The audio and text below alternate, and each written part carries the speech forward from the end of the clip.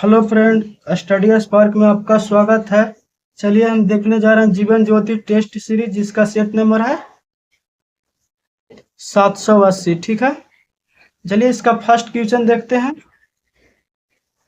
First question बोल रहा है ना, निम्नलिखित आंकड़ों की माध्यिका क्या है। देखिए दिया गया 65, 67, 32, 16, 64, 27, 37, 16, 43, 85 और 77।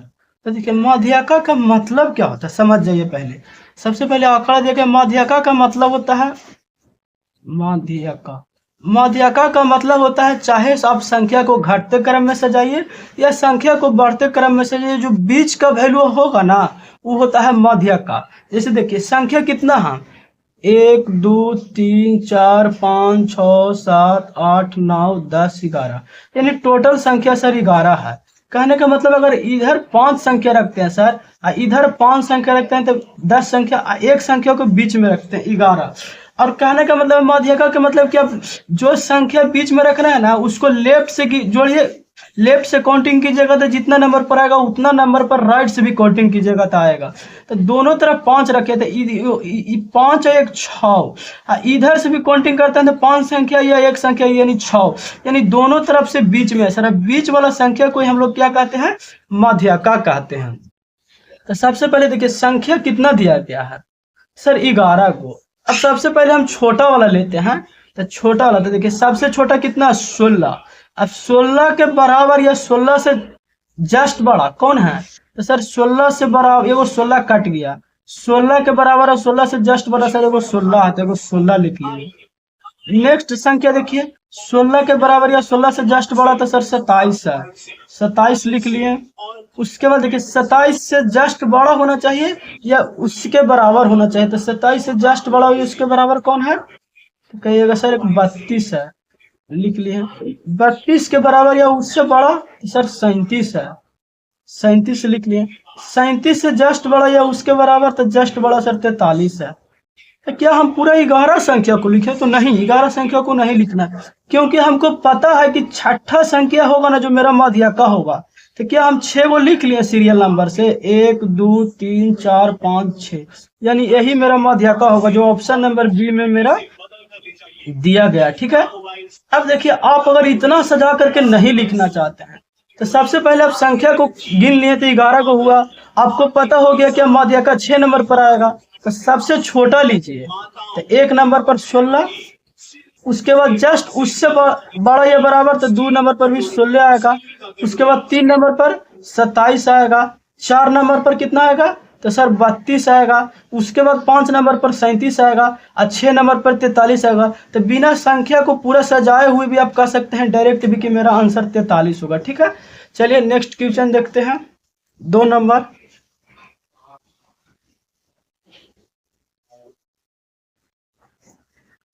देखिए 2 नंबर क्वेश्चन बोल रहा ना, एक आयताकार पार्क की लंबाई और चौड़ाई के बीच का अनुपात 3:8 है और पार्क का परिमाप 264 मीटर है, तो पार्क का क्षेत्रफल मीटर स्क्वायर में ज्ञात कीजिए। देखिए हम पहले सबसे पहले एक आयताकार पार्क बोल रहा है, तो हम एक आयताकार पार्क बना लेते हैं। ठीक है, अब बोल रहा है लंबाई और चौड़ाई का अनुपात, यानी देखिए अगर लंबाई a लेते हैं चौड़ाई b लेते हैं, तो a और b का जो अनुपात है कितना है, तो सर ए और बी का अनुपात 3:8 है, यानी हम अगर अब आगे बी लिखते हैं और फिर एल लिखते हैं तो 3:8 है। अब जैसे भी लिख सकते हैं, कोई दिक्कत नहीं है, 3:8।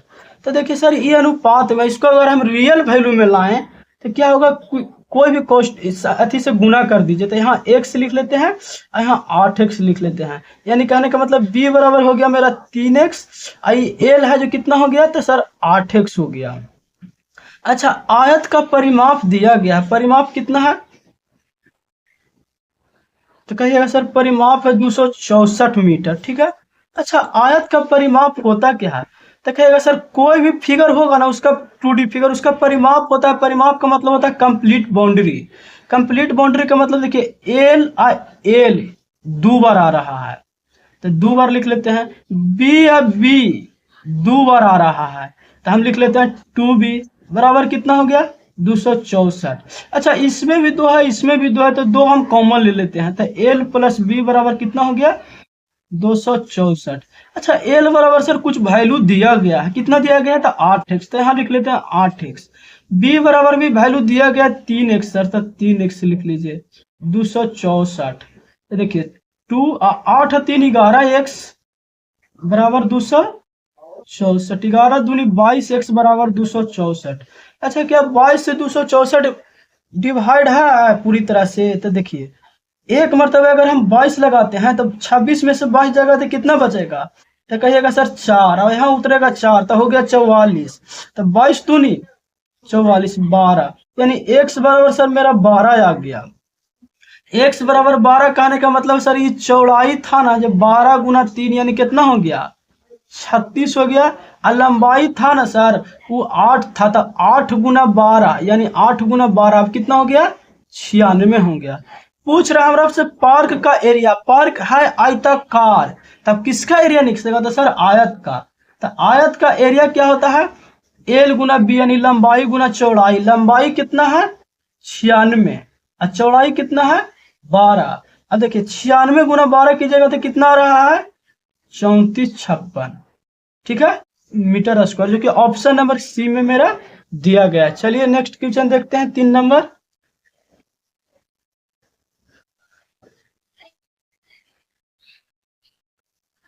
देखिए 3 नंबर क्वेश्चन बोल रहा है ना, 3 नंबर क्वेश्चन बोल रहा है एक आयत की लंबाई 6 मीटर बढ़ा दिया जाए और चौड़ाई 5 मीटर घटा दिया जाए तो इसका क्षेत्रफल 7 मीटर बढ़ जाता है। यदि लंबाई 6 मीटर घटा दिया जाए और चौड़ाई 7 मीटर बढ़ा दिया जाए तो इसका क्षेत्रफल 31 मीटर स्क्वायर बढ़ जाता है। तो मूल आयत का परिमाप, यानी देखिए वो मूल आयत, मूल का मतलब होता है वो हम पहले कोई आयत बनाए थे, ठीक है इन्हें वो हम आयत बनाए, उसका लंबाई हम लेते हैं एल और चौड़ाई बी लेते हैं।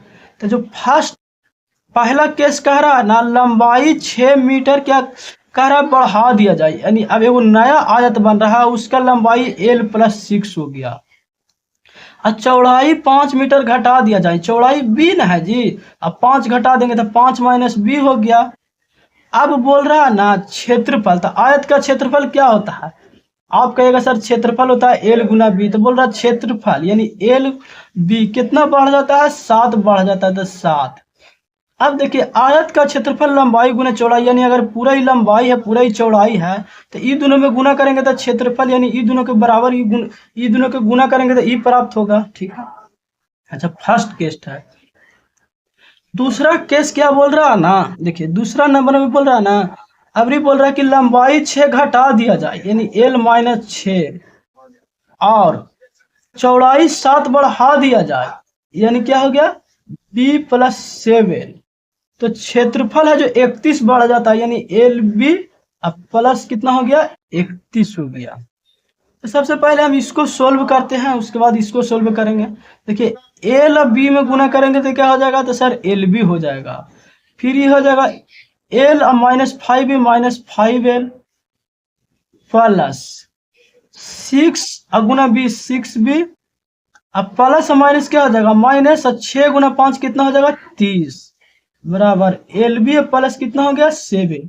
अब देखिए इधर एल बी तक कट जाएगा, क्यों क्योंकि देखिए इधर प्लस में तो इधर आएगा माइनस में, प्लस और माइनस खत्म हो जाएगा यानी खत्म हो गया।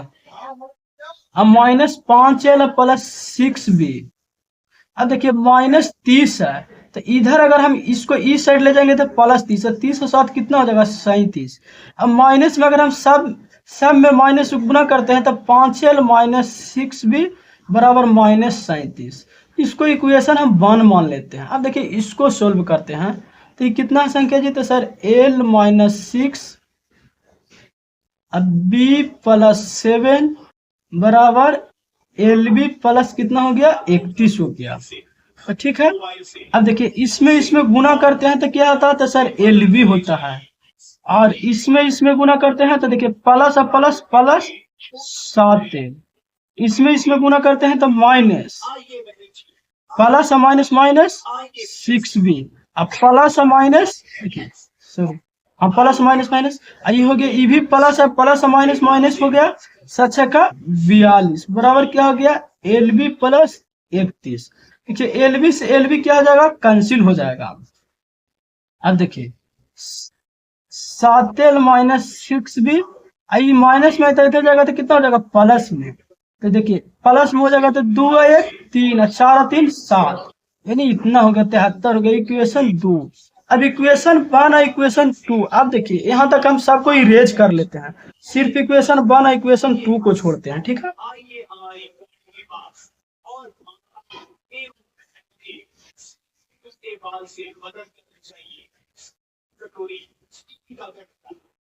चलिए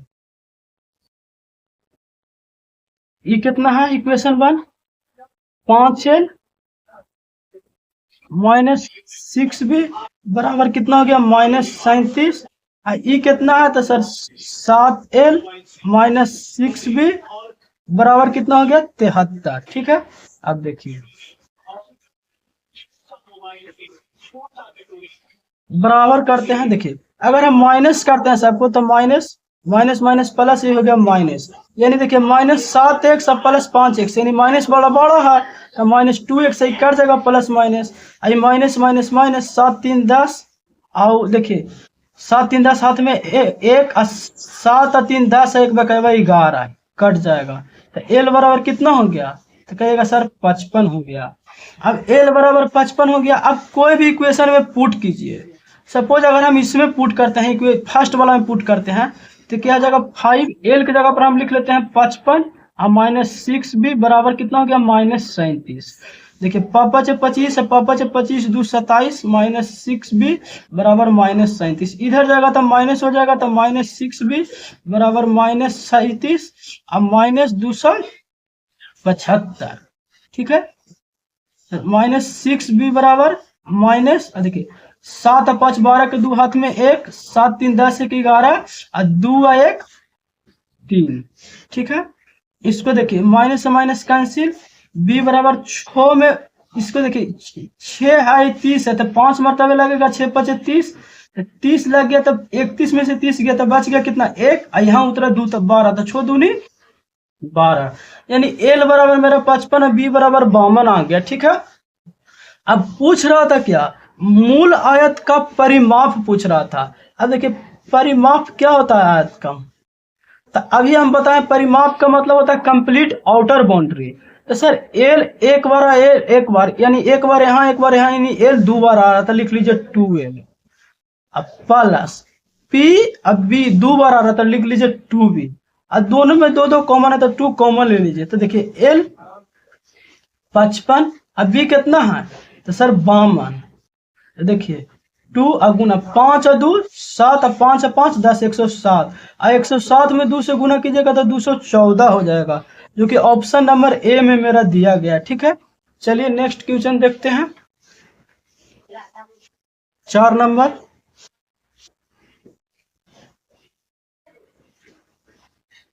देखिए 4 नंबर बोल रहा है निम्नलिखित का सरलीकृत मान ज्ञात कीजिए।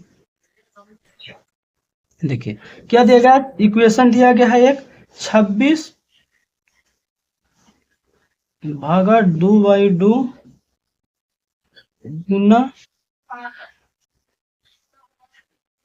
26 भागा 2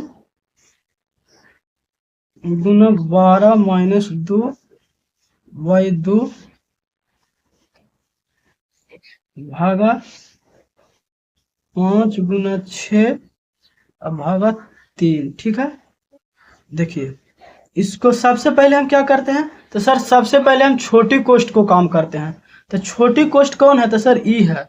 तो देखिए छोटी कोष्ठ में भी हम सबसे पहले अब छोटी कोष्ठ के उसके बाद भागा के काम करते हैं, तो देखिए 2 भागा 2 2/2 का मतलब भागा हो गया, तो ये हो गया 1 में 26 से भागा देंगे तो कितना हो जाएगा, तो सर 26 गुना ये कितना हो जाएगा, तो सर इसको उसके बाद देखिए मंझली कोष्ठ का काम करते हैं, तो ये भी मंझली कोष्ठ है, ये भी मंझली कोष्ठ है, यानी 2 में हम किसी का काम कर सकते हैं, तो इसको करते हैं। तो देखिए सबसे पहले हम किसको काम करते हैं, तो भागा के, तो 6 में 2 से, देखिए 6 में 2 से भागा दीजिएगा तो कितना हो जाएगा 3, गुना 12 में से 2 गया 10 और 10/2 हो गया 5, उसके बाद देखिए भागा, ये देखिए पहले क्या होता, भागा का काम था 6 में 2 से देखिए 6 में 3 से भागा दीजिएगा तो 2, और 2 में 5 से गुना कीजिएगा तो ये हो जाएगा 10। ठीक है, अब देखिए 26, ये क्या हो गया, 3 गुना 5 15। और देखिए भागा से गुना में, भागा में ना गुना में लगेगा तो मैंने इन भार बदल जाएगा, यानी बाटा में हो जाएगा 1/10। अब ये 5 दूनी 10 और 5 तिया 15 और 13 दूनी 26, यानी 13 गुना 3, 13 गुना 3 कितना होता है, तो सर 39 होता है। ठीक है, जो कि ऑप्शन नंबर किस में दिया गया है,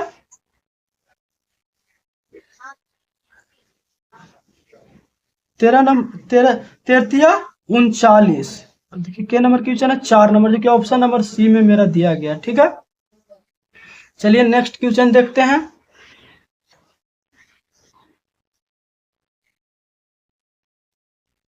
चलिए क्वेश्चन नंबर 5 देखते हैं। 5 नंबर बोल रहा है ना, 3000 रुपया की धनराशि पर 8% वार्षिक ब्याज दर से 14 फरवरी 2024 से 15 अप्रैल 2024 तक की अवधि के लिए साधारण ब्याज रुपया में निकटतम पूर्णांक ज्ञात कीजिए। देखिए मूलधन कितना दिया गया है, तो कहिएगा सर मूलधन दिया गया 3000 रुपया। अच्छा दर कितना दिया गया है, तो बोलिएगा सर दर दिया गया है 8%। अच्छा समय कितना दिया गया है, तो समय बोलिएगा सर 14 फरवरी 2024 से 15 अप्रैल 2024 तक। अच्छा ये बताइए 2024 क्या लीप ईयर है, तो लीप ईयर चेक करने के लिए लास्ट वाला 2 डिजिट है ना, इसको 4 से डिवाइड करके देखिए क्या हो रहा है, तो सर 24 6 मरतबे 4 से डिवाइड हो रहा है, यानी सर 2024 लीप ईयर है। और लीप ईयर में फरवरी कितना तारीख का होता है, तो सर फरवरी 29 तारीख तक होता है, यानी 29 के महीना लगता है। तो 14 फरवरी से 29 फरवरी तक जाएंगे तो कितना दिन होगा, तो कहेगा सर 15 दिन। मार्च तो सर 31 का होता, अप्रैल में हम चले 15 दिन, तो टोटल 15 15 30 और 31 कितना हो गया 61 दिन। अच्छा 61 दिन को हमको साल में चेंज करना, तो आप कहेगा 365, लेकिन गलत हो जाएगा, आपको यहाँ 366 लेके चलना है। क्यों, क्योंकि लीप ईयर देखिए 2024 के बात कर रहा है, 2024 एक लीप ईयर है, और लीप ईयर का मतलब क्या होता है, एक वर्ष में 366 दिन। इसको सोल्व कीजिएगा तो देखिए 1 मरतबे 6 6 6 36, यानी 1/6 वर्ष हो जाएगा। ठीक है, अब देखिए मूलधन पता हो गया, दर पता हो गया, समय हो गया, तो साधारण ब्याज बराबर क्या होता है, साधारण ब्याज बराबर होता है मूलधन गुना समय गुना दर, अब बटा क्या होता है 100 होता है। मूलधन कितना है मेरा, तो सर 3000 है। समय, तो सर समय 1/6 वर्ष है। दर कितना है 8%, 8/100 कर लीजिए। देखिए 2 जीरो से 2 जीरो कैंसिल हो जाएगा, 30 में 6 से भागा दीजिएगा तो 6 5 30 और 8 5 40, जो कि ऑप्शन नंबर मेरा डी में दिया गया। ठीक है, चलिए नेक्स्ट क्वेश्चन देखते हैं।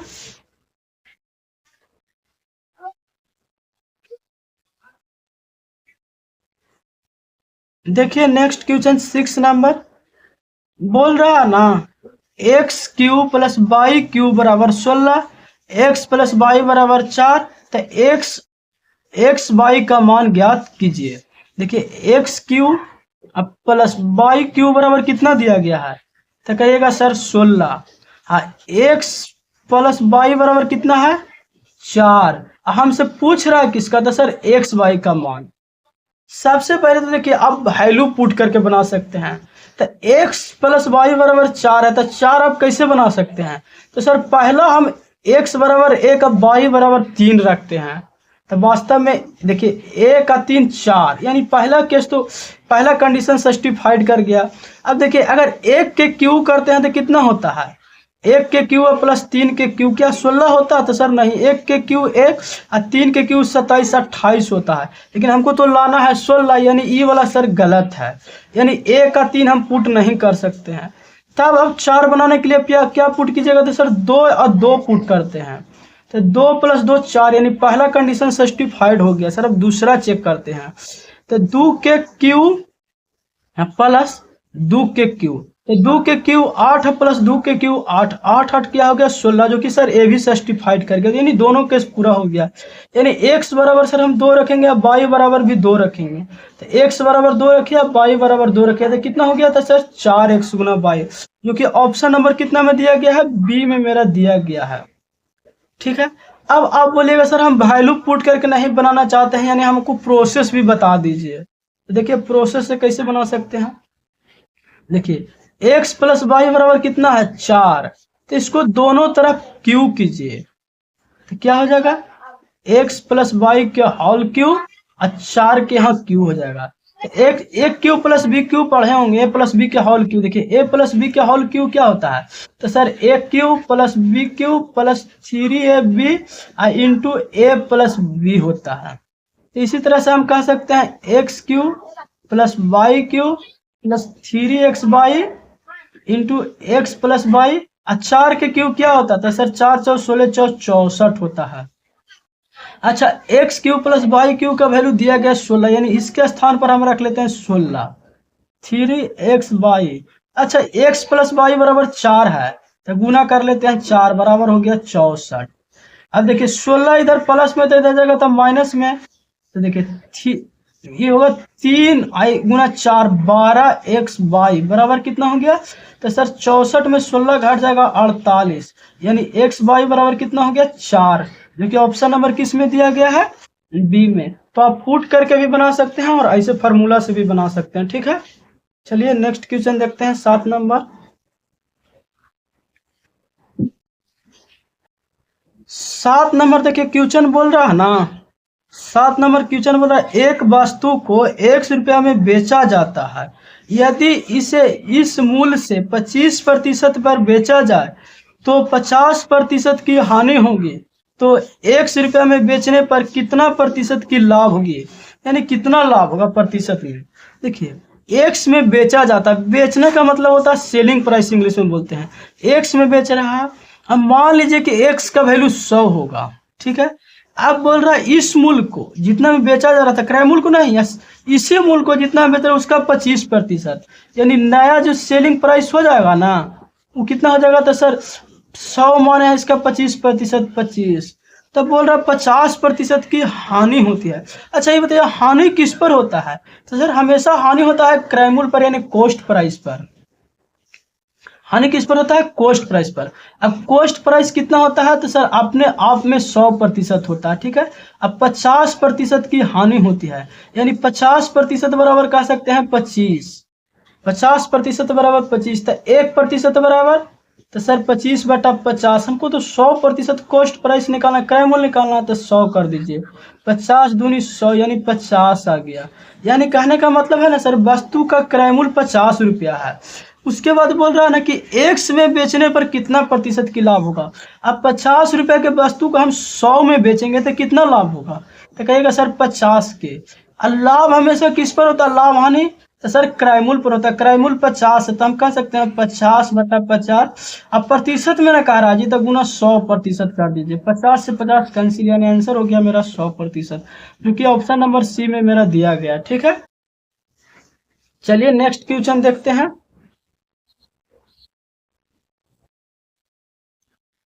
देखिए 8 नंबर क्वेश्चन क्या बोल रहा है ना, एक आदमी धारा की दिशा में 66 किलोमीटर तैरता है, तैरने में 6 घंटे लगाते हैं। अब वह उतना ही समय में धारा की विपरीत दिशा में 42 किलोमीटर तैर पाता है। स्थिर जल में नाव की चाल किलोमीटर प्रति घंटा में कितना है।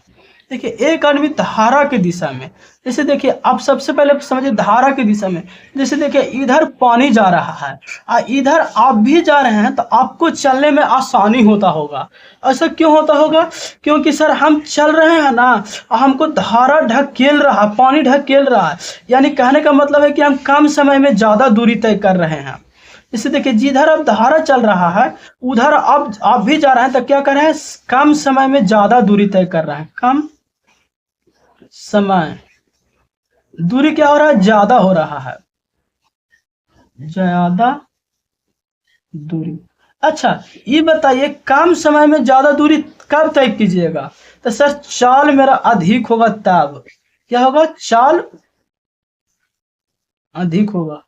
ऐसा क्यों होता है, देखिए अगर आपको एक एग्जांपल देते हैं, अगर आपको मान के चले कि 20 किलोमीटर प्रति घंटा है, तो 1 घंटा में कितना किलोमीटर चल रहा है? तो सर 20 किलोमीटर। अच्छा, अगर आपका चाल हम कर दें 40 किलोमीटर प्रति घंटा, 40 किलोमीटर प्रति घंटा कर दें, तो आप कहिएगा सर आधा घंटा में नहीं, 1/2 घंटा में 20 किलोमीटर चल जाएंगे। यानी कहने का मतलब क्या हुआ कि जैसे ही चाल मेरा बढ़ा ना, ये चाल है दोनों, जी चाल सर अगर हम दुगना किए तो समय आधा हो गया। और धारा की दिशा में चलते हैं सर तो हम एक स्थान से दूसरे स्थान पर जल्दी पहुंच जाते हैं। इसका मतलब सर चाल अधिक होता है, और चाल अधिक हो रहा है तो समय क्या होगा, कम होगा। और चाल कब अधिक होगा, जब हमको धारा धकेल, यानी दोनों का चाल ऐड हो रहा है, तो हम कह सकते हैं बोट प्लस वाटर। 66 किलोमीटर ना चल रहा है जी, तो 66 किलोमीटर कितना घंटा में चल रहा है, 6 घंटा में। तो इसका चाल कितना हो गया, 11 किलोमीटर प्रति घंटा। अच्छा, विपरीत दिशा में तो विपरीत अब घट जाएगा चाल, क्योंकि आप जितना चल पा रहे थे उतना नहीं चल पाएगा। क्यों, क्योंकि आपको धारा है जो बाइक उल्टी दिशा में आपको धक्का दे रहा है, जाने से रोक रहा है। कितना चल रहा है, 42 किलोमीटर। बोल रहा है उतना ही समय में, यानी 6 ही घंटा में। तो 7×42 7 किलोमीटर प्रति घंटा। पूछ रहा हमसे बोट की यानी नाव की चाल, यानी बोट की चाल। देखिए ऐसे किए, अब देखिए प्लस माइनस क्या आ जाएगा, कैंसिल। तो ये हो गया 2b बराबर 11 और 7 18 किलोमीटर प्रति घंटा। यानी b बराबर कितना हो गया, 9 किलोमीटर प्रति घंटा, जो कि ऑप्शन नंबर डी में मेरा दिया गया है। ठीक है, चलिए नेक्स्ट क्वेश्चन देखते हैं, 9 नंबर। देखिए देखिए 9 नंबर क्वेश्चन क्या कर रहा, बोल रहा है ना 30 विद्यार्थियों की एक कक्षा ने एक परीक्षा दी। 12 विद्यार्थियों के औसत अंक 70 है और 70 है तथा शेष विद्यार्थियों के औसत अंक 62 है। तो समस्त कक्षा के औसत अंक ज्ञात कीजिए। देखिए टोटल विद्यार्थी कितना है, तो सर कहिएगा कुल विद्यार्थी है ना, कुल विद्यार्थियों की संख्या कितना है, तो कहेगा सर 30 है। अच्छा ये बताइए 12 विद्यार्थियों के औसत अंक 70 है, तो हम कह सकते हैं 12 गुना 70, यानी 12 गो के औसत अंक 70 है, तो 12 में 70 से गुना करने के पर हमको क्या पता चलेगा, 12 गो के अंकों का योग पता चल जाएगा। ठीक है, उसी तरह से देखिए बोल रहा है शेष विद्यार्थी, अब देखिए 30 गो विद्यार्थी था, अब 12 गो के अंकों का योग हमको पता चल गया 12 गुने 70, अब बचा के गो, तो सर 30 में से 12 चल गया 18। अब देखिए 18 विद्यार्थियों के औसत अंक कितना है, 62 है। यानी कहने का मतलब 18 गुने 62 करने से पता चल गया कि 18 गो के अंकों का योग। तो देखिए 12 गो के अंकों का योग 12 गुने 70, 18 गो के अंकों का योग 18 गुने 62, तो टोटल कितना गो के अंकों का योग हो गया कि सर 30 गो के। औसत का मतलब होता है 30 के जो अंकों का योग होगा ना उसका बीच का वैल्यू।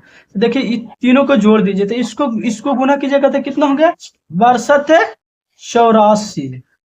ठीक है, और देखिए 6284, इसको क्या कीजिए 18 गुने 62 कीजिए। देखिए अभी कैलकुलेटर से आपको करके दिखाते हैं या ऐसे ही करके दिखाते हैं। देखिए 18 गुने 62 कीजिएगा तो कितना आ रहा है, तो सर 1116।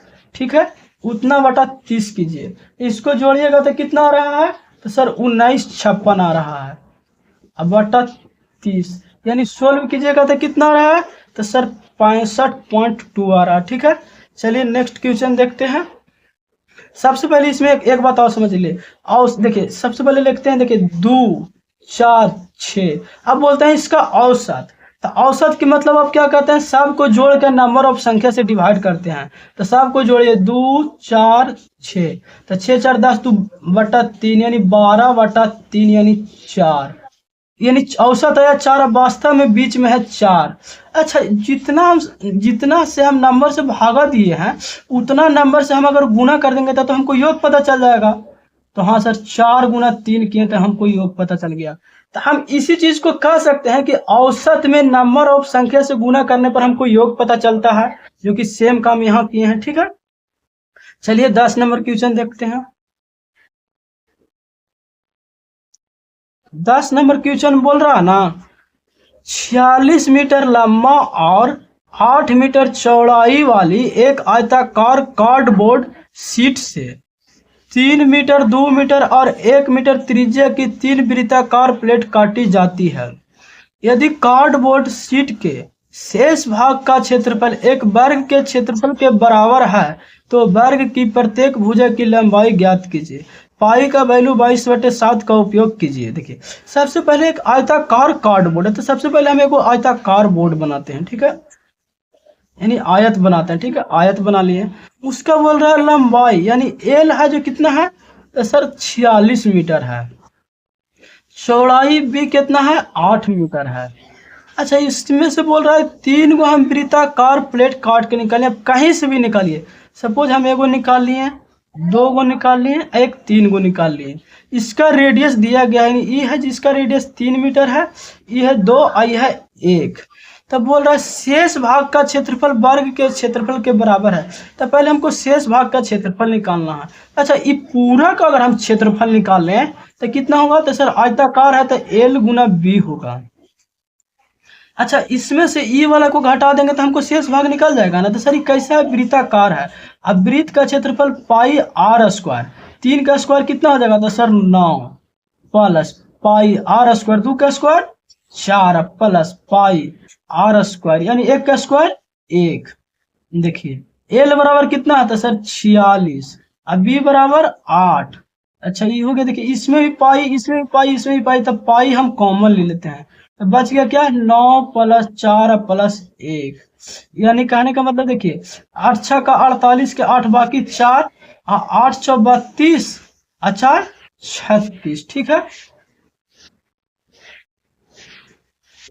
इतना ई कितना हो गया, तो सर 22/7 गुना कितना हो गया, 14 हो गया। ठीक है, इसको घटाना है ना जी, क्योंकि हमको शेष भाग का एरिया लिख रहे हैं। ये क्या हो गया, शेष भाग का क्षेत्रफल। देखिए ये कितना हो गया, इतना। इसमें से गुना कीजिएगा तो 2, तो 22 कितना हो गया, 44। 44 घटाइएगा तो कितना हो गया, तो सर 4 2 3। अभी जो आया ना इतना मीटर स्क्वायर, ये बोल रहा है वर्ग का क्षेत्रफल के बराबर है। तो हम लिख लेते हैं यहाँ पर, देखिए अब वर्ग के क्षेत्रफल के बराबर है, तो वर्ग का क्षेत्रफल बराबर है ना जी, तो बराबर का साइन दे दिए। किसके बराबर है, जो वैल्यू आया है रिमेनिंग, तो इतना। तो वर्ग का क्षेत्रफल कहेगा सर भुजा स्क्वायर होता है। भुजा स्क्वायर बराबर कितना हो गया, 324 मीटर स्क्वायर। तो भुजा बराबर अंडर रूट 324 मीटर स्क्वायर। 324 कहेगा सर 18 के वर्गमूल है। अब मीटर स्क्वायर, स्क्वायर से रूट काट जाएगा, यानी मीटर, यानी ए बराबर 18 हो गया, जो कि ऑप्शन नंबर कितना में दिया गया है, ए में दिया गया। ठीक है, चलिए नेक्स्ट क्वेश्चन देखते हैं। 11 नंबर,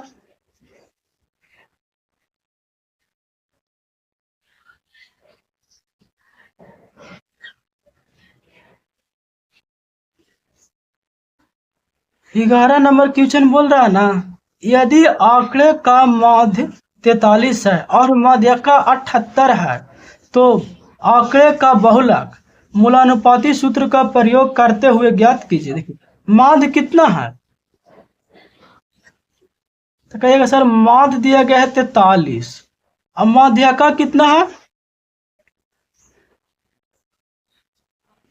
तो कहिएगा सर माध्यिका दिया गया है 78। हमसे पूछ रहा है किसका, बहुलक का। तो देखिए बहुलक बराबर क्या होता है, फॉर्मूला ना 3 गुना माध्यिका -2 गुना माध्य होता है। ठीक है, अब कहेगा सर हमको फॉर्मूला याद कैसे रहेगा, हम रिलेशन गड़बड़ा देते हैं, कभी माध्यिका से गुना कर देते हैं, कभी बहुलक से गुना कर देते हैं, कभी 2 गुना माध्यिका 3 गुना माध्य, और कभी 3 गुना माध्यिका 2 गुना माध्य कर देते हैं। तो सबसे पहले देखिए मध्य का, यानी दोनों में म आ रहा है। अब माइनस का देखिए, माइनस में होता है एम, यानी दोनों में क्या होगा, माइनस होगा। ठीक है, दोनों में क्या होगा, माइनस होगा। अब देखिए मध्य का क्या लिखा हुआ है, बड़ा में लिखा हुआ है, मध्य छोटा है, तो बड़ा वाला के साथ बड़ा नंबर और छोटा वाला के साथ छोटा नंबर। ठीक है, देखिए दोनों में म आ रहा है, माँ से क्या हो गया, माइनस, यानी मध्य का या मध्य में माइनस होगा किसी में। अब देखिए मध्यका में क्या आ रहा है, मध्यका हम बड़ा लिख रहे हैं तो बड़ा नंबर, और मध्य लिख रहे हैं छोटा तो छोटा नंबर। हमेशा बड़ा में से प्रयास करते हैं छोटा को घटाने के लिए, यानी मध्य 3 गुना मध्यका माइनस 2 गुना मध्य होगा, इसको रटने का आवश्यकता नहीं है। ठीक है, हम देखिए 3 मध्यका है कितना, तो सर 78 माइनस 2 गुना मध्य कितना है, 43। ठीक है, देखिए इसको गुना करते हैं, देखिए 3 तो 8 तिया 24 के 4 हाथ में आ गया 2, और 7 21 और 2 कितना हो गया, 23 माइनस 3 दूनी 6 और 4 दूनी 8, यानी माइनस कीजिएगा तो कितना आ गया 100, सॉरी यहाँ देखिए 14, 14 में से छो गया 8, अभी बच गया कितना 2, आई हो गया 12, 12 में से 8 गया तो 4 आई 148, जो कि ऑप्शन नंबर मेरा ए में दिया गया। ठीक है, चलिए नेक्स्ट क्वेश्चन देखते हैं 12 नंबर।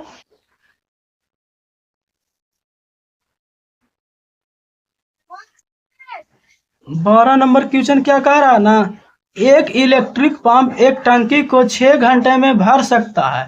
टंकी टंकी में रिसाव के कारण टंकी को भरने में 7 से 1/3 घंटे लगते हैं। यदि इस अवधि के दौरान किसी अन्य बिंदु से पानी टंकी में न आता है और न ही बाहर जाता है, तो इस रिसाव से पूरी टंकी कितने समय में खाली हो जाएगा। देखिए सबसे पहले हम मानते हैं कि कोई पाइप ए है। ठीक है, पाइप ए है, टंकी को कितना देरी में भर रहा है, 6 घंटा में भर रहा है। ठीक है, बोल रहा है एक रिसाव है, तो मानते हैं कि रिसाव बी है, तो ए माइनस बी, जिसके कारण टंकी कितना में भर रहा है, 7 सही 1/3।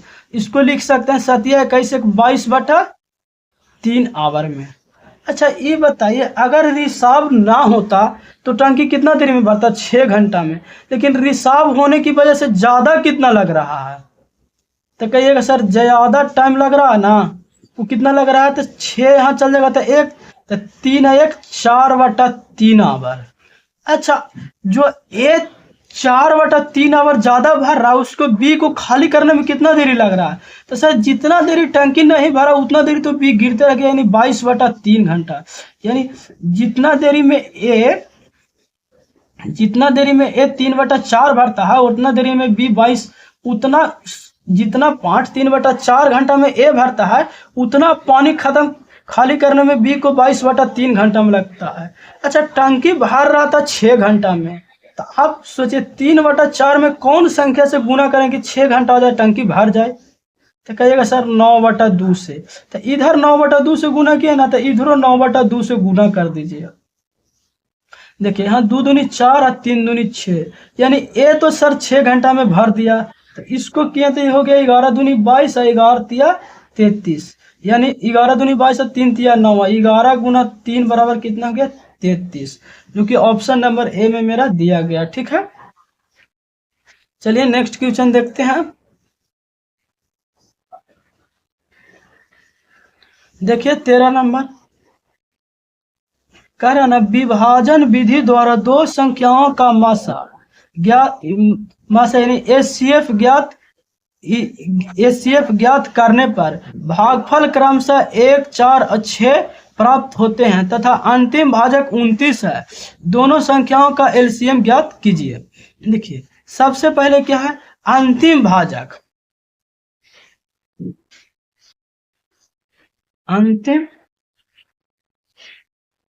भाजक, अंतिम भाजक का मतलब होता है जितना अंतिम भाजक 29 है, तो एचसीएफ भी इसका 29 हो जाएगा। ठीक है, अच्छा बोल रहा है ना, देखिए एलसीएम ज्ञात कीजिए, हमसे पूछ रहा है किसके बारे में, एलसीएम के बारे में, तो ऑप्शन भी दिया होगा एलसीएम के बारे में, जो कि ए नंबर में कितना है, तो सर 22 47 5, बी नंबर में कितना है 22 480, सी में 22 470, डी में कितना है 22 476। अब देखिए एलसीएम के बारे में पूछ रहा है। अब एलसीएम लिख लीजिए, एचसीएफ होता है ना, एचसीएफ, एलसीएम और सभी संख्या में कॉमन होता है। देखिए कोई एग्जांपल देते हैं, एचसीएफ सभी संख्या में कॉमन होता है, जैसे कि 2 4 6 लिए, तो इसका एलसीएम कितना हो गया, तो कहिएगा सर एलसीएम हो गया इसका 12। तो देखिए एलसीएम इसका 12 हो गया। एचसीएफ कितना हो गया, तो कहिएगा सर एचसीएफ 2 हो गया। तो देखिए अब बताइए 2 है जो क्या इसमें कॉमन है, तो हाँ सर 2। 4 में भी 2 कॉमन है, 2 दूनी 4। 6 में भी 2 कॉमन है, 2 गुना 3। अब 12 में भी 2 कॉमन है, 6 दूना 12। यानी एचसीएफ है ना सर, वो तीनों संख्या में भी कॉमन है और एलसीएम में भी कॉमन है। यानी एचसीएफ होता है जो संख्या सभी संख्या में भी कॉमन होता है, एलसीएम में भी कॉमन होता है। तो ऑप्शन चेक कीजिए कौन है जो 29 से डिवाइड है, तो सिर्फ एक ऑप्शन ए है जो 29 से डिवाइड है पूरी तरह से। ठीक है, नेक्स्ट क्वेश्चन चलिए देखते हैं 14 नंबर। देखिए 14 नंबर क्वेश्चन क्या बोल रहा है ना, 30 पुस्तक का विक्रय मूल्य 36 पुस्तक के क्रय मूल्य के बराबर है, तो हानि अथवा लाभ प्रतिशत ज्ञात कीजिए। देखिए 30 पुस्तक का विक्रय मूल्य यानी सेलिंग प्राइस की, सेलिंग कितना कर रहा था सर, 30 पुस्तक। ठीक है, पुस्तक के अच्छा, क्रय मूल्य यानी कॉस्ट प्राइस, कॉस्ट प्राइस कितना आ रहा है, यानी क्रय मूल्य कितना पुस्तक है, तो सर क्रय मूल्य है, कॉस्ट प्राइस है 36 पुस्तक के। अब बताइए मान के चलिए कि 36 पुस्तक का क्रय मूल्य 100 रुपया था, ऐसा हम मान लिए 36 पुस्तक का क्रय मूल्य 100 रुपया था। अब बोल रहा है ना कि जितना में खरीदता है उतना ही में, 36 पुस्तक का क्रय मूल्य 100 रुपया था, उतना ही में 30 पुस्तक बेचता है, यानी 100 रुपया में 30 पुस्तक बेचा। अब आप जरा सा सोचिए कि जितना रुपया में हम 36 पुस्तक खरीदे थे, उतना रुपया मैंने जितना 36 पुस्तक का क्रय मूल्य 30 पुस्तक के विक्रय मूल्य के बराबर है, तो सर जितना में 100 रुपया में हम खरीदे 36 पुस्तक और 100 रुपया में 30 पुस्तक बेच लेते, जितना पैसा लगाए सर उतना हमको पैसा मिल गया। लेकिन सर हम 36 पुस्तक खरीदे और 30 पुस्तक बेचे, तो मेरे पास 6 गो पुस्तक बच गया। इसे देखिए 100 रुपया में आप खरीदे 36 पुस्तक और 30 पुस्तक 100 रुपया में बेच लिए, तो जितना पैसा लगा उतना तो पैसा आ गया आपके पास। लेकिन 36 पुस्तक आप सर खरीदे थे, 30 पुस्तक बेचे, उतना पैसा आ गया आपके पास, यानी आपको 6 पुस्तक प्रॉफिट हो गया। अच्छा ये बताइए आपका दुकान में ढेर मनी किताब है, मान के चलते हैं 100 किताब है और 2 किताब बिक गया, तो जो सामान आपका दुकान से बिका उसी पर ना प्रॉफिट या लॉस होगा। तो हाँ सर, तो मेरा दुकान से 30 पुस्तक बिका है तो 30 पर प्रॉफिट या लॉस होगा। लेकिन 100 पुस्तक के प्रॉफिट हो रहा सर 30 पर, इसको परसेंटेज में करना तो गुना कर दीजिए 100%। 6 छक्का 36 6, ठीक है, नहीं देखिए 6 5 30 5, अब 5 में यहाँ कीजिएगा तो सर 20%, यानी सर 20% के पुस्तक की बात करते हैं तो हम देखिए 20% लाभ हुआ, प्रतिशत में लाभ हुआ 20। अब पुस्तक कहेगा तो कहेगा सर 6 पुस्तक का लाभ हुआ। क्यों, क्योंकि 30 देखिए 36 पुस्तक हम जितना में खरीदे, मेरे पास 36 पुस्तक जितना में खरीद के लाए से 30 गो पुस्तक अभी बिकवे किया दुकान से मेरा, आज जितना पैसा लगाए थे उतना पैसा आ गया, तो 6 गो तो मेरा पुस्तक अभी बच रहा है। अब 6 गो बच रहा है, आज जितना दुकान में सामान बिका उसी पर आपको प्रॉफिट या लॉस होगा। तो 30 को बिका तो 30 पर 6 के लाभ हुआ, यानी हो गया 20%। प्रतिशत पूछेगा तो 20, पुस्तक कहेगा तो 6 गो। चलिए नेक्स्ट क्वेश्चन देखते हैं 15 नंबर।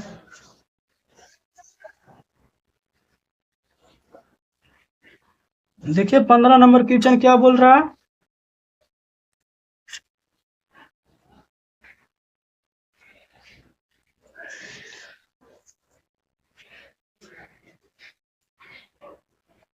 देखिए 15 नंबर क्वेश्चन बोल रहा ना, उस कस्बे की 3 वर्ष पूर्व और 2 वर्ष पूर्व की जनसंख्या में कितना अंतर होगा, जिनकी वर्तमान जनसंख्या 1,40,000 है और इसमें प्रति वर्ष 25% की दर से वृद्धि हो रही है, कि वर्तमान जनसंख्या कितना है? तो कहिएगा सर वर्तमान जनसंख्या 1,40,000 है। अच्छा, 2 वर्ष पूर्व, अच्छा बढ़ रहा है किस दर से? तो कहिएगा सर 25%। अच्छा ये बताइए बढ़ रहा है ना जी, तो इसको हम प्लस से डिनोट करेंगे। अब 25% को 1 बटा क्या लिख सकते हैं? 4, यानी 4 पर 1 बढ़ रहा है, यानी 5/4 हो रहा है। अच्छा ये वो एग्जाम्पल लेके चलिए कि जो 1,40,000 जनसंख्या है वो 2025 के है, तो 3 बरस बाद जाइए तो 2022 आ जाएगा, और 2 बरस बाद जाइए यानी 2023 आ जाएगा। अच्छा ये बताइए जैसे जैसे हम बाद जा रहे हैं तो जनसंख्या क्या हो रहा है? तो सर सबसे ज्यादा 2025 का जनसंख्या होगा, उसके बाद 2023 का जनसंख्या होगा, सबसे कम 2022 का जनसंख्या। यानी जैसे जैसे हम पीछे जाएंगे ना सर तो जनसंख्या घटेगा, और जैसे जैसे हम आगे जाएंगे तो जनसंख्या बढ़ेगा। देखिए दिया गया है 1,40,000। अच्छा हम पीछे जा रहे हैं ना जी, तो आगे जाते तो 5/4 से गुना करते, लेकिन अब पीछे जा रहे हैं तो 4/5 से गुना करेंगे।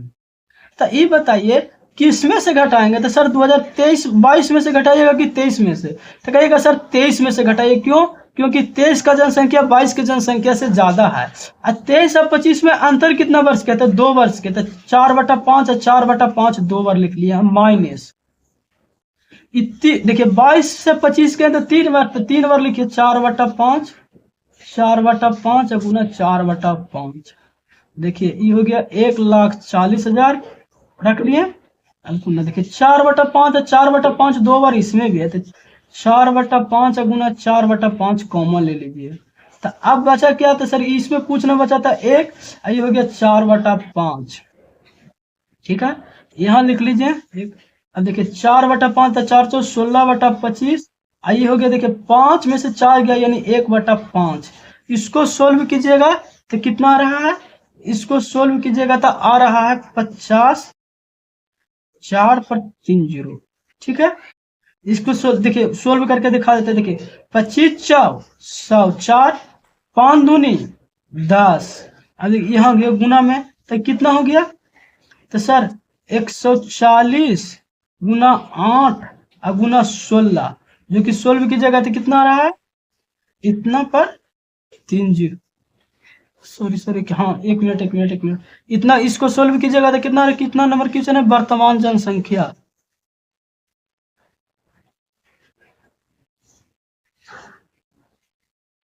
इसको सोल्व की 15 नंबर है, सोल्व कीजिएगा तो कितना रहा है? 17,920 आ रहा है। ठीक है, चलिए 16 नंबर क्वेश्चन देखते हैं।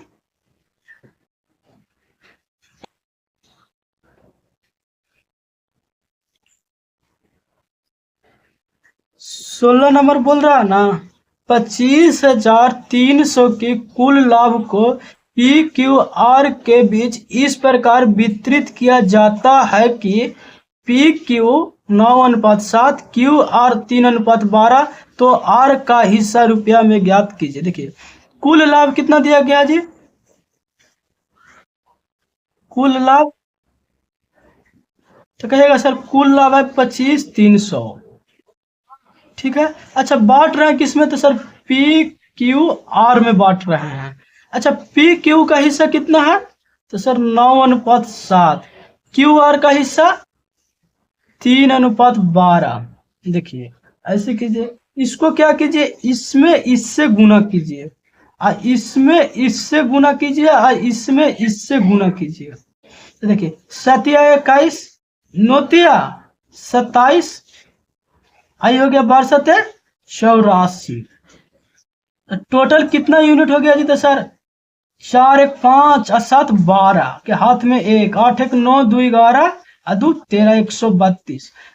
यूनिट में 132 आया, यानी 132 यूनिट। आई कितना दिया गया है? तो सर 25,300। ठीक है, तो हम कह सकते हैं 1 यूनिट बराबर 25,300 अपॉन 132। हमसे पूछ रहा है कितना? तो सर आर का वैल्यू जो कि 84 यूनिट का वैल्यू पूछ रहा है। ठीक है, 84 यूनिट का वैल्यू पूछ रहा है। अब देखिए इसको सोल्व कीजिएगा तो कितना आ रहा है 1601 आ रहा है। ठीक है, अब देखिए इसको दूसरा तरीका से भी बना सकते हैं। जैसे देखिए ऑप्शन नंबर मेरा ए हो गया। अब देखिए पी क्यू आर है, सबसे पहले देखिए पी क्यू आर, देखिए P Q R, P Q का वैल्यू 9:7 है और क्यू आर का वैल्यू 3:12। देखिए इसके आगे खाली जगह है, ये वाला अंक को यहाँ भी कॉपी कर लीजिए और इसके आगे इधर खाली जगह, तो इसको यहाँ कॉपी करके धर दीजिए। तो देखिए 9×27 7×21 और 12×7 = 84। तो आप ऐसे भी अनुपात लेके बना सकते हैं और ऐसे भी बना सकते हैं। ठीक है, चलिए नेक्स्ट क्वेश्चन देखते हैं 17 नंबर।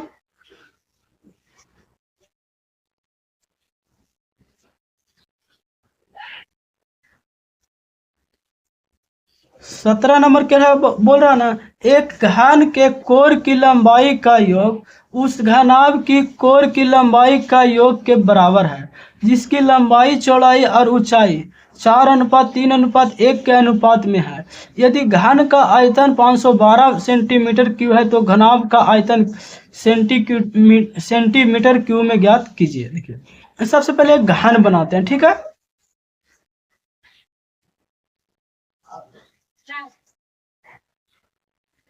घन बनाए,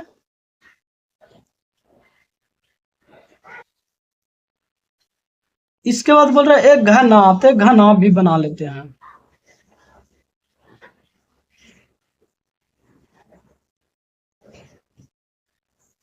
ठीक है, अब देखिए बोल रहा है ना, इसके कोर की लंबाई मान के चलते हैं। देखिए कोर की लंबाई कितना रेशियो है, तो सर 4 है, 3 है और 1 है।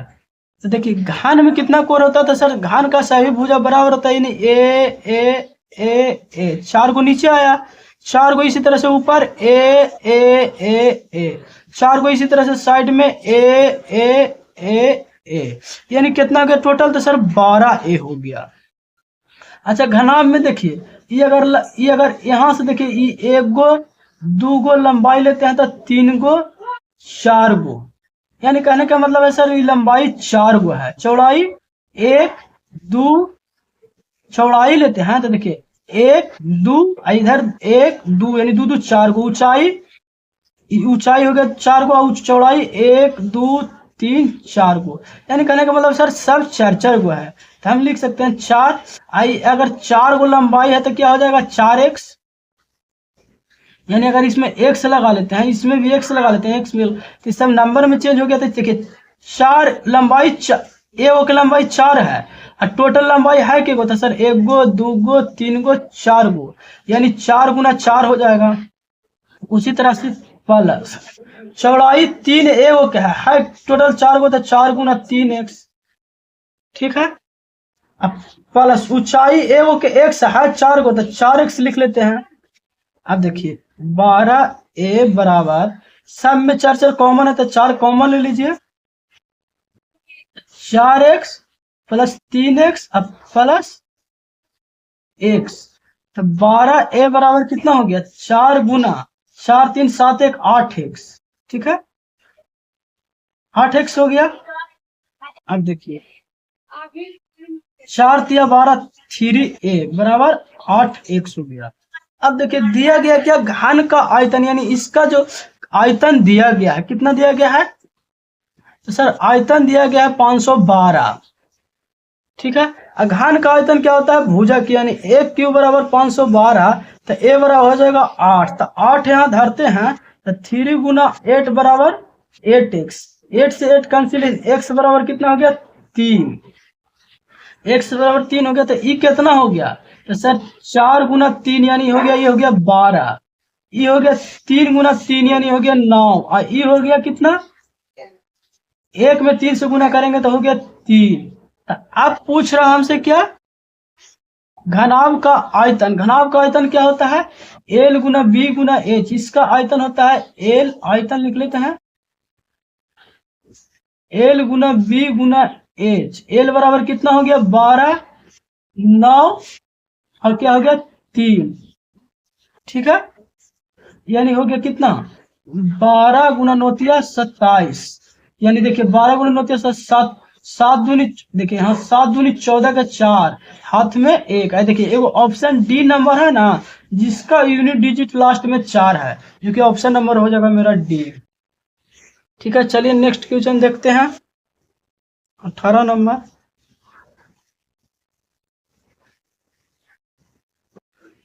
18 नंबर बोल रहा ना, एक व्यापारी ने 56,000 रुपया में एक वाटर कूलर खरीदा।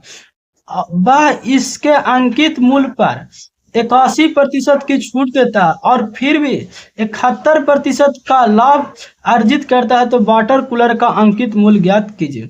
देखिए कोई भी दुकानदार, जैसे आप दुकान में आप दुकानदार हैं, आप सबसे पहले कोई सामान खरीद के लेके आए, देखिए आगे कॉस्ट प्राइस, क्यों?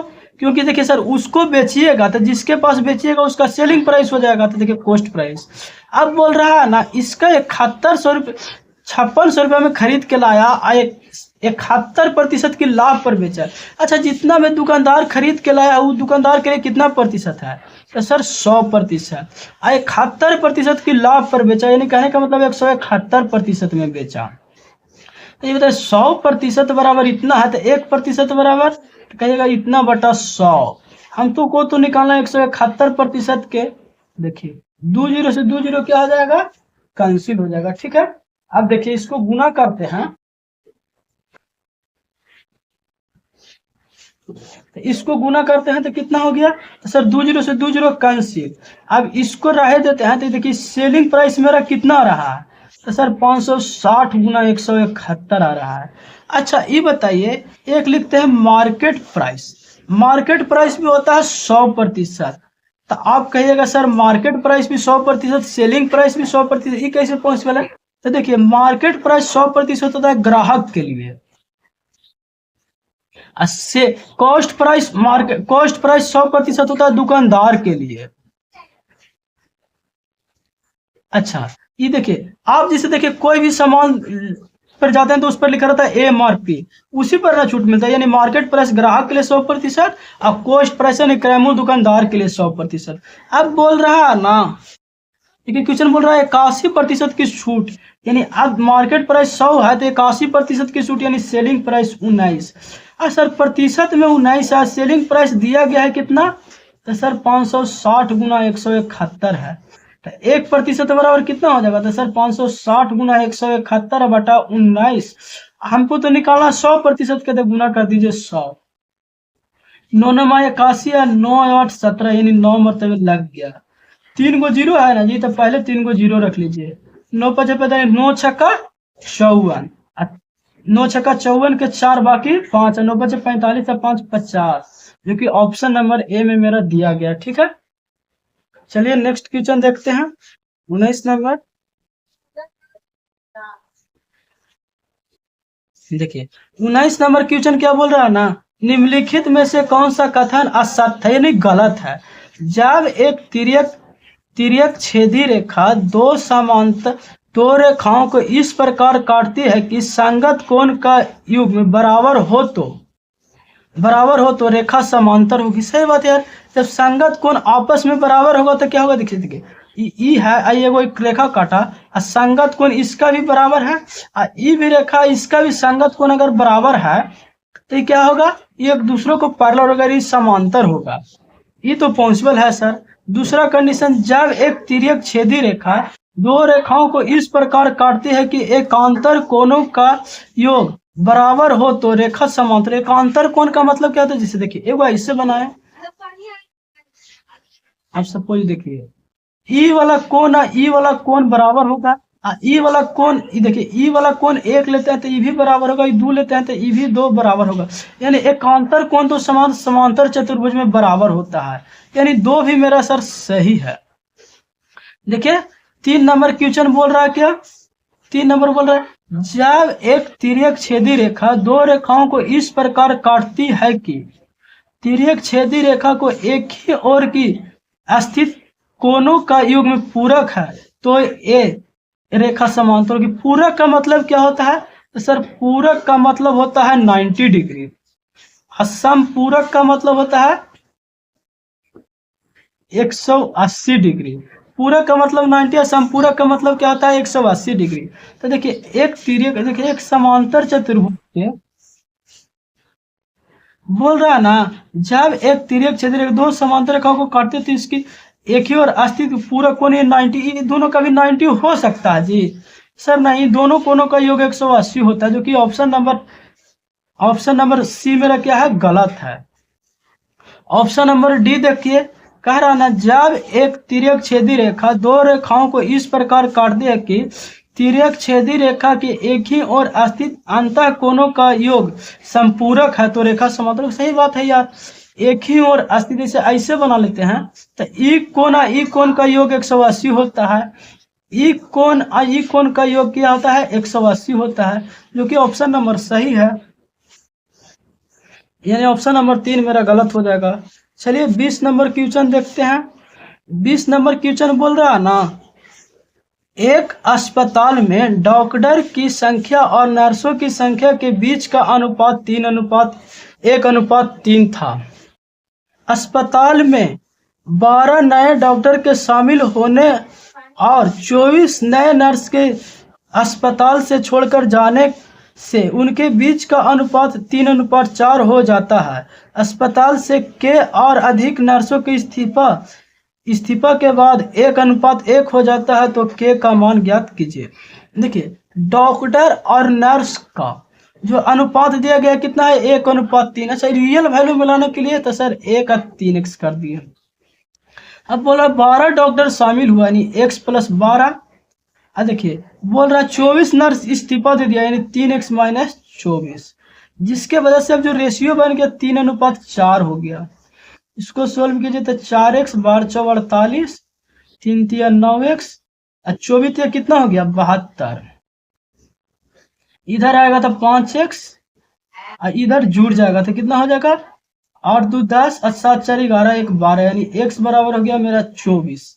x बराबर 24 हो गया तो देखिए यहाँ धरेंगे 24 और 12 कितना हो गया तो कहेगा सर 36। आज देखिए ये हो गया 24 या 72 में से 24 चल जाएगा तो कितना हो जाएगा 48। अब बोल रहा है के नर्स और इस्तीफा दे दिया यानी के और घटा देते हैं। अब जिसके वजह से रेशियो 1:1 हो गया तो देखिए 48 - के बराबर 36, के बराबर 12, जो कि ऑप्शन नंबर सी में दिया गया। चलिए नेक्स्ट क्वेश्चन देखते हैं 21 नंबर। देखिए 21 नंबर क्वेश्चन क्या बोल रहा है ना, 72 किलोमीटर प्रति घंटा की चाल से चलने वाली 72 किलोमीटर प्रति घंटे की चाल से चलने वाली 280 मीटर लंबी ट्रेन एक प्लेटफॉर्म को 30 सेकंड में पार करती है, तो प्लेटफॉर्म की लंबाई ज्ञात कीजिए। देखिए जो ट्रेन है, ट्रेन की चाल कितना है सर 72 किलोमीटर प्रति घंटा। अच्छा समय कितना ले रहा है तो सर समय ले रहा है 30 सेकंड। अच्छा ये बताइए प्लेटफॉर्म को पार कर, मान के चलते हैं कि ये क्या है प्लेटफॉर्म है, प्लेटफॉर्म है, ये मान के चलते हैं ट्रेन है। तो देखिए ये प्लेटफॉर्म का ई पॉइंट है, ट्रेन का इंड पॉइंट।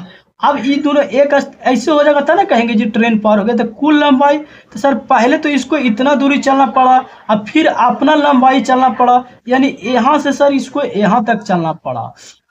मान के चलते कि इसका प्लेटफॉर्म की लंबाई x है और ट्रेन की लंबाई 280 है, तो कितना चलना पड़ा तो कहेगा सर x + 280 चलना पड़ा। अच्छा ये बताइए लंबाई मीटर में है ट्रेन के और समय सेकंड में है, तो चाल तो भी मीटर पर सेकंड में होना चाहिए। इसको क्या कीजिए 5/18 से गुना कर लीजिए, 18 × 4 = 72, 5 × 20 मीटर प्रति सेकंड। अब देखिए हमसे पूछ रहा प्लेटफॉर्म की लंबाई, समय बराबर आप फॉर्मूला पढ़े होंगे, दूरी बटा क्या होता है चाल होता है। दूरी कितना है तो सर x + 280, चाल कितना है 20 और समय कितना लग रहा है 30 सेकंड, तो 30 बराबर x + 280/20, 1 0 से 1 0, 3 दूनी 6, सॉरी 1 0 से 1 0 नहीं कटेगा, बराबर में है 30 20। तो यहाँ देखिए 3 दूनी 6, 600 बराबर x + 280, यानी x बराबर कितना हो जाएगा 320 हो जाएगा, जो कि ऑप्शन नंबर बी में मेरा दिया गया है। चलिए नेक्स्ट क्वेश्चन देखते हैं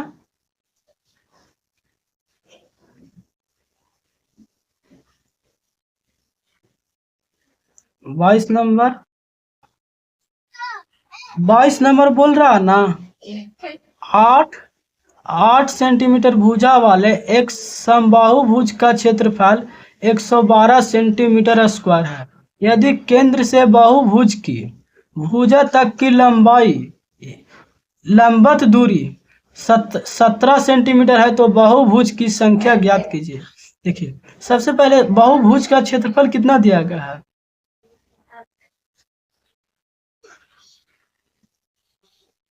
बहुभुज का क्षेत्रफल तो सर 112 सेंटीमीटर स्क्वायर है। अच्छा, बहुभुज का क्षेत्रफल 112, भुजा कितना दिया गया है तो कहिएगा सर भुजा है ना 8 सेंटीमीटर है। लंबवत दूरी का मतलब होता है परपेंडिकुलर, यानी ऊंचाई। ऊंचाई क्या है 7 सेंटीमीटर है। तो बहुभुज का वो क्षेत्रफल होता है, क्या होता है बहुभुज का क्षेत्रफल ना 1/2 परिमाप गुना ऊंचाई होता है। इतना बराबर कितना दिया गया 112 1/2। अब देखिए, किसी परिमाप का मतलब होता है कंप्लीट बाउंड्री। जैसे देखिए, एक हम त्रिभुज लेते हैं ए, तो हम इसको क्या कह सकते हैं a+a+a, यानी क्या हो गया 3a। इसी चीज को हम क्या कह सकते हैं 3 × 3, यानी 3 × 3, यानी नंबर में 1 2 3 था, n बराबर हम कह सकते हैं 3 था। n बराबर 3 × 3 भुजा 3 n बराबर क्या हो गया 3 हो गया। 3 × a भी इसको लिख सकते हैं। तो a 3 आया कहाँ से, तो 1 2 3, यानी n बराबर 3 रखें सर। अब भुजा a था तो 3 × a, तो इसका परिमाप क्या हो जाएगा तो सर n हो जाएगा। और ऊंचाई दिया गया सर 7 बराबर 112। अब सर भुजा a का भी वैल्यू दिया गया है 8, तो 1/2 × 8 × 7, ठीक है। अब गुना n बराबर कितना हो गया 112, ये हो गया 4 सच, ये हो गया 4 × 7 × n बराबर 112। ये देखिए 12 से कट रहा है, तो 2 डी 4 या 12 से कट रहा है, यानी कटेगा 4 दूनी 8, 8 4 दूनी 8 और 8 × 4 = 28, यानी n बराबर कितना हो गया 4 हो गया, जो कि ऑप्शन नंबर बी में मेरा दिया गया है। क्वेश्चन नंबर 22 था। चलिए नेक्स्ट क्वेश्चन देखते हैं 23 नंबर।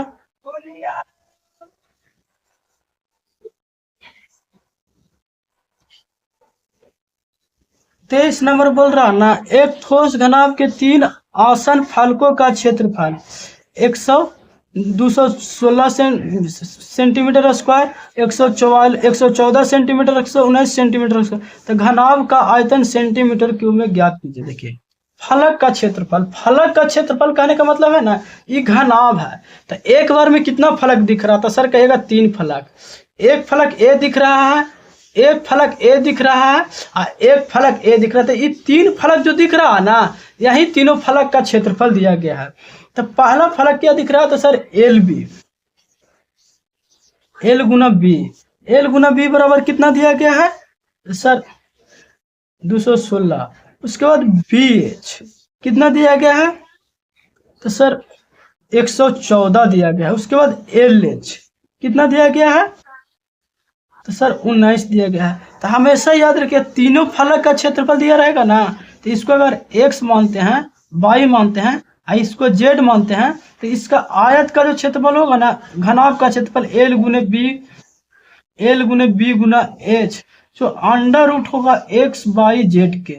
इसको अंडर रूट कीजिए 216 114 और ये हो गया 216 114, ये हो गया 19। जब इसको सोल्व कीजिएगा तो कितना आ जाएगा 684 आ जाएगा, ठीक है। चलिए नेक्स्ट, ये हो गया 23 नंबर जो कि ऑप्शन नंबर डी में दिया गया। चलिए नेक्स्ट क्वेश्चन देखते हैं 24 नंबर।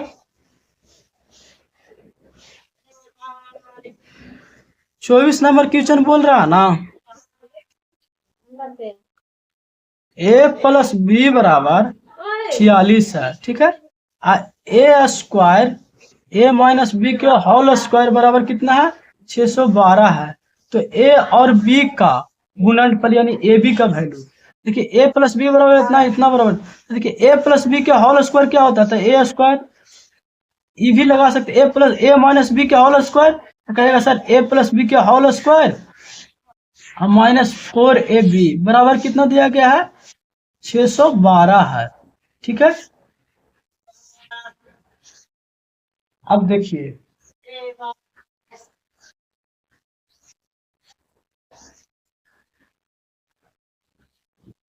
612 दिया गया है। अब देखिए a माइनस बी के whole square, a plus B के होल स्क्वायर यानी 46 का स्क्वायर कीजिएगा और माइनस 4ab बराबर 612। देखिए 46 का स्क्वायर चेक कर लेते हैं कितना आता है,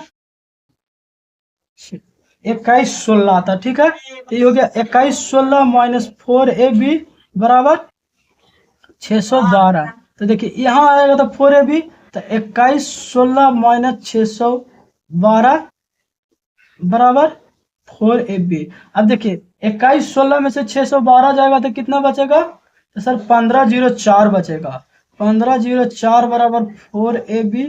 तो ab बराबर कितना हो जाएगा, 1504 बटा 4। और इसको सोल्व कीजिएगा तो कितना आ रहा है, तो सर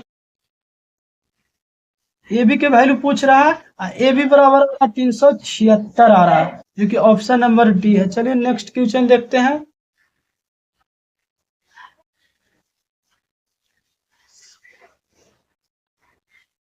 पच्चीस नंबर, देखिए 25 नंबर, 3 साइन स्क्वायर ए इंटू सेक ए गुना 3 अंडर रूट टाइन ए माइनस साइन ए। अब देखिए थीटा बराबर हम पुट करते हैं, तो मान के चलते हैं कि हम 45 पुट करते हैं। अच्छा आप कह रहे हैं सर 45 क्यों पुट करें, 30 और 60 क्यों पुट नहीं करें, क्योंकि देखिए जो साइन 45 का वैल्यू होता है ना, वहीं कॉस 45 का वैल्यू होता है। जो टाइन 45 का वैल्यू होता है ना, वो कॉट 45 का वैल्यू होता है। सेक 45 का वैल्यू होता है ना, वो क्या होता है, कोसेक 45 का वैल्यू होता है। अगर देखिए ऐसे अगर 45 लेते हैं तो मात्रा में 3 वेरिएबल आ रहा है। अगर हम 30 लेते हैं तो देखिए साइन 30, फिर यहाँ हो जाएगा कॉस 30, फिर यहाँ टाइन, इसी तरह से ये 6 गो वेरिएबल आएगा। यानी कहने का मतलब है सर सबसे पहले हम 45 चेक करेंगे क्योंकि 3 वेरिएबल आ रहा है। 45 के बाद दूसरा लेते हैं तो 6 वेरिएबल आ रहा है, जो कि थोड़ा सा दिक्कत है, इसीलिए 45 लिए। ठीक है, तो देखिए 3 साइन 45 के वैल्यू 1/√2 और 1/√2 का स्क्वायर 1/2, ये हो जाएगा कॉस, तो ये हो जाएगा कॉस 45 की वैल्यू 1/√2 होता है, ऊपर जाएगा तो हो जाएगा √2 गुना 3 टाइन 45 1 और साइन 45 के 1/√2 का स्क्वायर 1/2। देखिए इसको हम √2 मरतबे काटते हैं तो 3/√2 गुना 3, ये हो गया 2 में से 1 किया था 1 और 1 के वर्गमूल 1 और 1 √2 के वर्गमूल √2, ये 3 ऊपर चल जाएगा तो 2 ऊपर जाएगा √2, तो 3√2 आई हो जाएगा 3/√2, 3/√2, √2 से √2 कैंसिल, 3 गुना 3 कितना हो जाएगा, 9 हो जाएगा, क्योंकि ऑप्शन नंबर बी में मेरा दिया गया। चलिए 26 नंबर देखते हैं।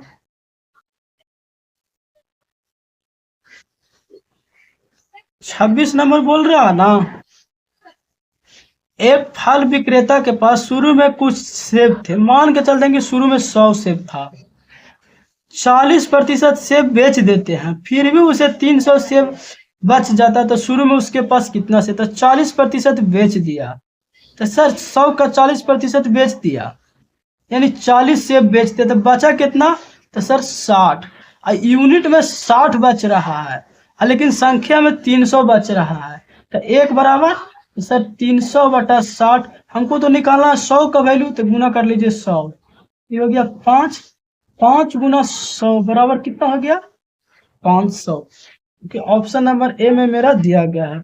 चलिए 27 नंबर क्वेश्चन देखते हैं।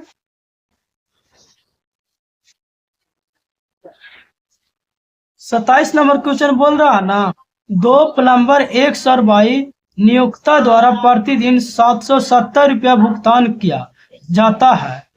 एक्स को वाई के भुगतान की गई राशि का 140% भुगतान किया जाता है, तो वाई को प्रतिदिन भुगतान रुपया में दशमलव के 2 स्थानों तक पूर्णांकित किया जाता है। देखिए एक्स और वाई दो को है, कितना रुपया भुगतान कर रहा है जी? तो सर दोनों मिल करके भुगतान कर रहा है 770 रुपया। ठीक है। अब कह रहा है ना एक्स को वाई के भुगतान की राशि का 140%, वाई के भुगतान की राशि का 140% भुगतान किया जाता है, यानी वाई के भुगतान की 140% एक्स को, यानी वाई 100 है तो एक्स कितना होगा?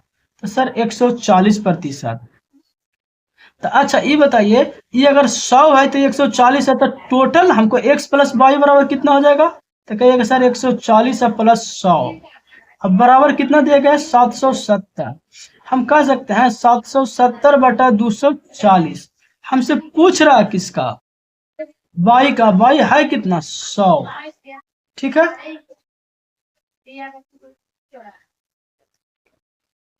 वाई कितना है? 100 है। अब देखिए 10 से 10 कैंसिल, 10 से 10 कैंसिल। अब हो गया इसको हो गया 10 से 10 कैंसिल। अभी हो गया कितना? तो सर 24 हो गया, आई हो गया 7700।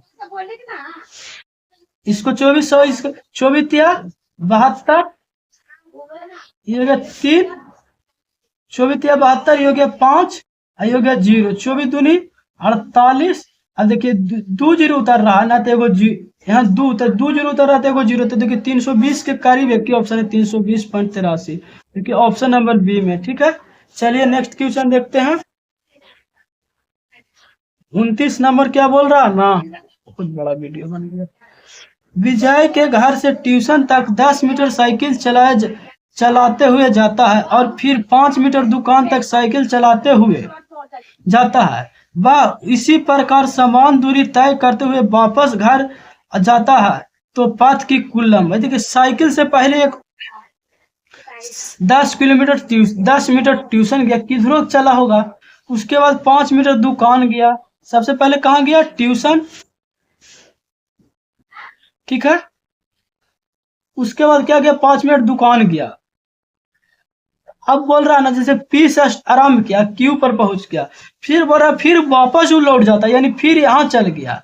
तो आने वक्त कितना चला था सर? 10 + 5। अब फिर रिटर्न कितना हुआ? तो सर 5 पहले फिर 10 रिटर्न हुआ, टोटल तो सर टोटल 30 मीटर हो गया। देखिए 30 नंबर क्वेश्चन क्या कह रहा है? 30 नंबर क्वेश्चन बोल रहा है ना कि 8, देखिए 30 नंबर क्वेश्चन बोल रहा 8 बटा 9 मीटर लंबा एक छड़ 2 टुकड़ों में टूट जाता है। यदि एक टुकड़ा 1/3 मीटर लंबा और दूसरा टुकड़ा की लंबाई m मीटर में ज्ञात कीजिए। देखिए 8/9 है, ठीक है, मीटर लंबा कोई है छड़। अब इसमें टूट गया, कितना टूट गया? तो सर 1/3। तो ये बताइए जितना था उसमें से टूटा हुआ भाग को घटा देंगे तो हमको रिमेनिंग मिल जाएगा? कहेगा सर हाँ मिल जाएगा। तो चलिए हम घटा लेते हैं। तो इसका एलसीएम 9, तो 8 - 3 यानी कितना हो गया? 5/9, क्योंकि ऑप्शन नंबर बी हो गया। Thank you, take care, goodbye. Video अच्छा लगा होगा तो लाइक, सब्सक्राइब और शेयर जरूर करें।